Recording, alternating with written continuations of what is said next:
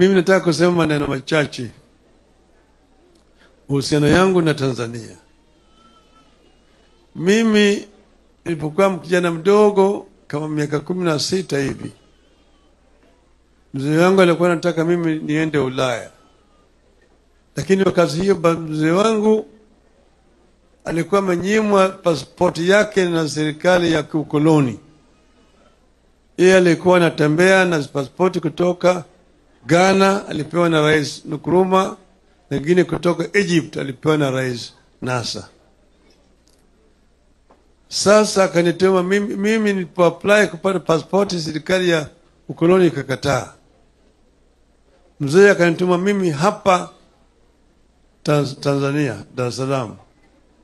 Tukatoka Nairobi na bus, tukapitia Namanga, kangia Arusha, Moshi, Korogwe, Handeni,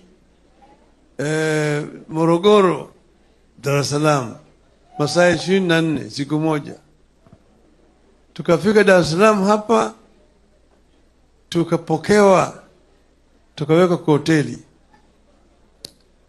Baadaye tukapelekwa kwa ofisi ya TANU. Wakati huo katibu mkuu wa TANU alikuwa anaitwa Oscar Kambona.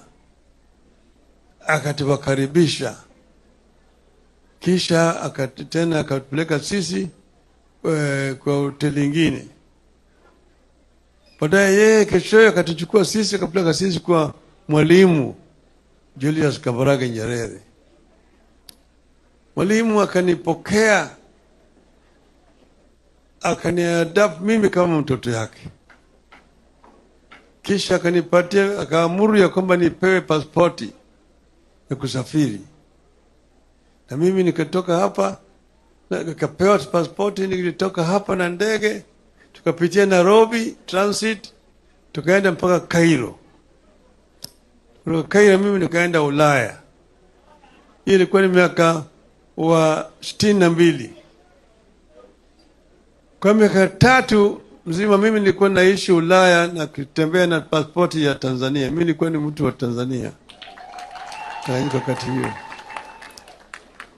mimi nimepata pasipoti ya Kenya mwaka 65, miaka 3 baada ya uhuru, miaka 2 baada ya uhuru mimi nikapata pasipoti ya Kenya. Kwa hiyo mimi nilikuwa Mtanzania na bado mimi niko Mtanzania.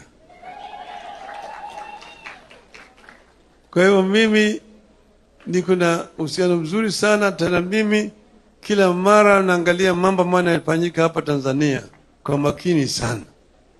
Kenya na Tanzania ni majirani, na ujirani tunataka tudumishe amani na mapendo kati ya Kenya na Tanzania. Kwa sababu mimi nimefika hapa siku ya leo kama rafiki ya Tanzania na rafiki ya Jokodemba.